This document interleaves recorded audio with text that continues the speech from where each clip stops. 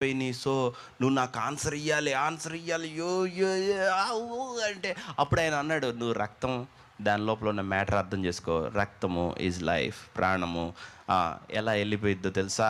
యేసుక్రీస్తు ఏం చేశాడో, walk in the same way. Yesayya ఎలా వచ్చాడో అతని శత్రువుల్ని అతని కిందకి నేను ఎలా తీసుకొని వస్తానో, everybody has to believe in it.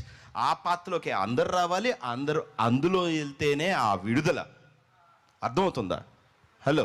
So ఎప్పుడు నేను దానిలోకి వెళ్ళానో, అది ఇల్లు కాదు, అది కాదు, వర్క్ కాదు, సేవ కాదు, నాకు స్పిరిట్ అనేది వేరులతో సహా కనిపించకూడదు. సో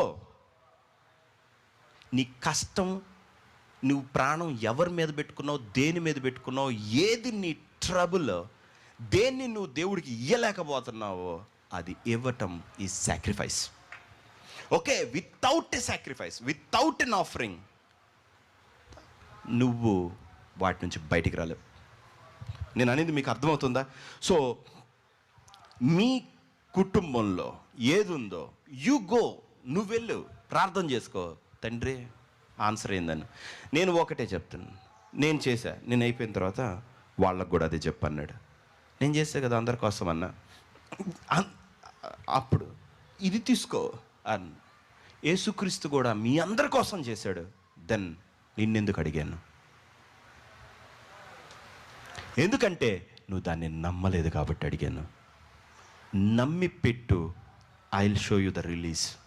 ఓకే, విడుదల నేను ఇస్తా. ఆ రక్తం నాకు కనపడితే కదా నిన్ను ఐగుప్తులోంచి బయటికి తెచ్చేది. కనపడకుండా ఎక్కడి నుంచి తీసుకొని వస్తాను. ఓకే, సో డన్ ప్రభువా, డన్ డీల్. ఓకే, సో ఇదే మాట నాకు మీతో చెప్పమన్నాడు కాబట్టి నేను చెప్తున్నాను.